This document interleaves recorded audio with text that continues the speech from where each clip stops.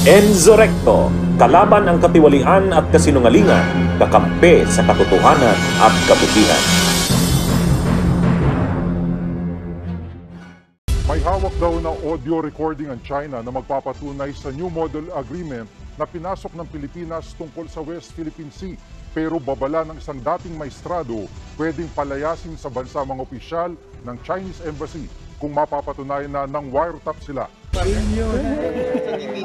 Idinaan na lang sa kantang Zombie ni Philippine Navy spokesperson for the West Philippine Sea Commodore Roy Vincent Trinidad ang reaksyon niya sa media nang tanungin ulit kung totoong may bagong kasunduan na pinasok ang Pilipinas at China. Noong weekend pa sinasabi ng Chinese Embassy na may new model sila pinag-usapan ng AFP Western Command o Westcom para humupa ang tensyon sa Ayungin Shoal. Na-record daw nila ang detalye ng pag-uusap na yan, pero giit ng opisyal, dead story na ito at di na dapat pag-usapan.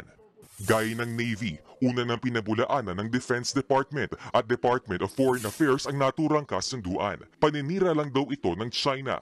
Pero sa inilabas na artikulo ng Bloomberg kahapon, kinumpirma ng ilang Chinese officials ang plano ng China na ilabas ang hawak o mano nilang ebidensya na meron talagang agreement. Audio recording daw yan habang kausap nila sa telepono ang isang opisyal ng ating militar. Duda naman dito si Defense Secretary Gilbert Chodoro. Kung totoo man daw ang recording ng tawag, lalabagin ng China ang international relations at anti-wiretapping law ng Pilipinas. Giit pa ni Chodoro, tanging si Pangulong Bongbong Marcos lang pwedeng pumasok sa gantong uri ng kasunduan.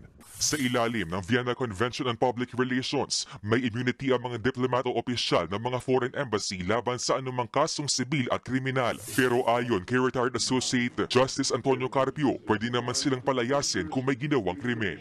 Sa ngayon, wala pang pahayag si Westcom Chief Vice Admiral Alberto Carlos sa issue. Naka-leave si Carlos, pero di raw ito konektado sa umano'y New Model Agreement. Hinamon ni Senadora Risa Ontiveros ang Chinese Embassy na ilabas ang umano'y audio recording nila tungkol sa bagong kasunduan daw ng Pilipinas at China tungkol sa West Philippine Sea. Ayon naman sa Defense Department, may dapat managot sa batas kung mapapatunayan totoo ang audio recording.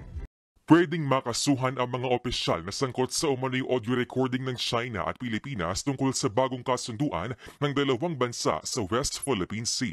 Yan ang sinabi ni Defense Secretary Gibo Teodoro kung mapapatunayang totoo nga ito. Labag daw ito sa international relations at anti-wiretapping law ng Pilipinas. Sila'y umoperate na pailalim kung totoo ito. Kung ito talaga ay nangyari, dapat alamin kung sino ang responsable dito at alisin sa Republika ng Pilipinas. Sabi pa ni Chodoro, tanging si Pangulong Bongbong Marcos lang ang pwedeng pumasok sa gantong uri ng kasunduan. Walang binigay na pahintulot ang presidente o sino mang opisyal ng kabinete hinggil dito.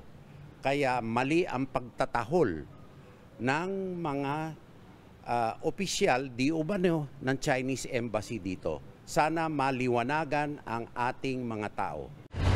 Nitong nakaraang Sabado, ibinunyag ng Chinese Embassy na meron nilang New Model Agreement silang pinag-usapan ng AFP Western Command para humupa ang tensyon sa Ayungin Shoal. Na-record daw nila ang detalye ng pag-uusap na yan. Pero giit ni Philippine Navy spokesperson for the West Philippine Sea Commodore Roy Vincent Trinidad, dead story o hindi na raw ito dapat pag-usapan. We will not dignify reports like that.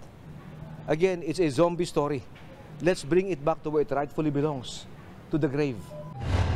Gaya ng Navy, una na itong pinabulaanan ng Department of National Defense at Department of Foreign Affairs. Paninira lang daw ito ng China.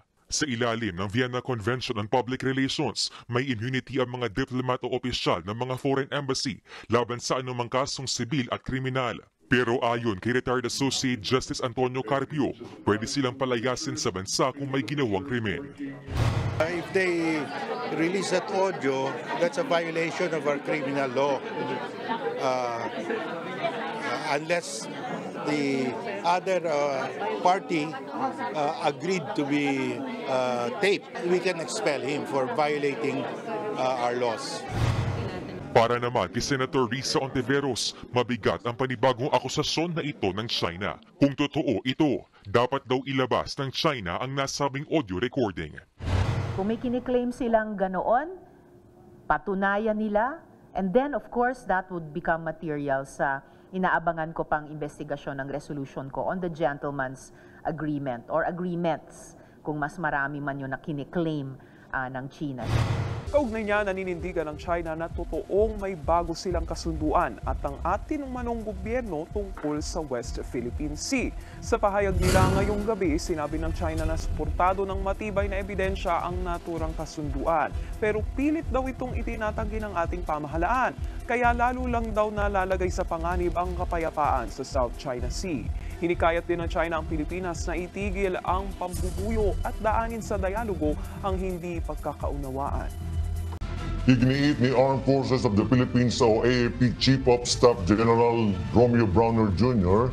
na hindi magpapatunay sa New Model Agreement claim ng China ang audio recording ng umano'y nangyaring phone call sa pagitan ng mga opisyal ng dalawang bansa. Sa isang pahayag, sinabi ni General Browner na madaling mapeke ang mga transcript o audio recording dahil pwede itong gamitan ng mga deepfakes.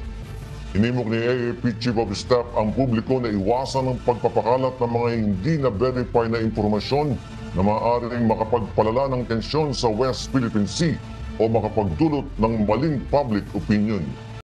Nilinaw ng Armed Forces of the Philippines o AFP kahapon, May 8 na nakalib ang hepe ng Western Command na si Vice Admiral Alberto Carlos.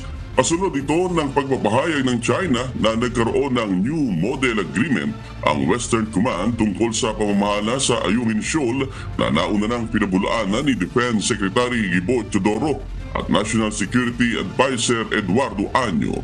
Pansamantalang mamumuno sa Westcom si Rear Admiral Alfonso Torres habang nakalib si Carlos. Ayon sa AP, hindi pwedeng magkaroon ng vacuum sa liderato lalo na't mahalaga ang posisyon ngayon ng Western Command.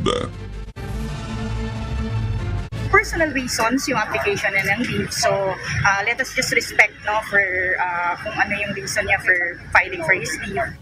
Bunyog! Bunyog! Halikan na kasama ka! Bunyog!